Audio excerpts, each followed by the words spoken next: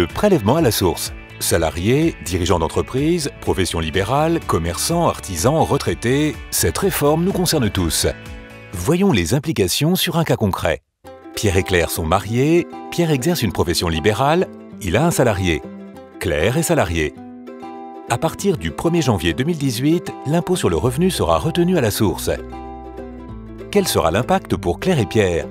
Claire verra son impôt prélevé par l'intermédiaire de son employeur sur son bulletin de paye.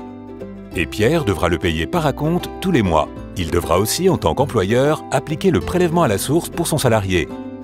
Pierre deviendra alors collecteur de l'impôt sur le revenu pour le compte du Trésor public. Par ailleurs, Pierre et Claire détiennent un bien qu'ils ont mis en location. Là aussi, ils devront verser un acompte tous les mois au Trésor public sur la base des revenus fonciers perçus. Cela dit, comment leur taux de prélèvement sera-t-il calculé? Il sera établi par l'administration fiscale sur la base des revenus et impôts 2016. Si la famille s'agrandit, ils pourront le faire modifier. Et si Claire ne souhaite pas que son taux soit connu de son employeur, elle pourra demander l'application d'un taux neutre. Une grande question se pose. En 2018, vont-ils subir une double imposition, à la fois sur les revenus 2017 et sur les revenus 2018? Bonne nouvelle, non. Ils profiteront d'un crédit d'impôt exceptionnel destiné à neutraliser l'impôt de leurs revenus courants de 2017. En 2018, Claire et Pierre ne paieront donc pas deux fois l'impôt sur le revenu. Cela donne une idée à Pierre. C'est peut-être le moment de se verser des revenus exceptionnels. Eh bien, non. Il n'y a pas d'effet d'aubaine sur l'imposition des revenus 2017. Les revenus qualifiés d'exceptionnels ne profiteront pas du crédit d'impôt. Le couple est également inquiet car il a l'habitude de faire des investissements ouvrant droit à réduction d'impôt. Autre bonne nouvelle, il profitera de ces réductions d'impôt. Elles seront versées à l'automne 2018. Nos amis vont donc pouvoir envisager de souscrire des Sofica, sachant qu'en 2017, la réduction d'impôt au titre des Sofica pourra atteindre jusqu'à 48%. Récapitulons maintenant les grandes échéances de la réforme.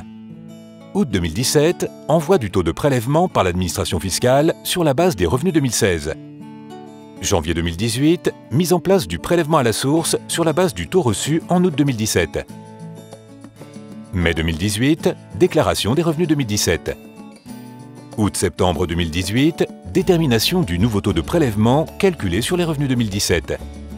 Septembre 2018, calcul de l'impôt sur les revenus 2017 avec application du crédit d'impôt exceptionnel.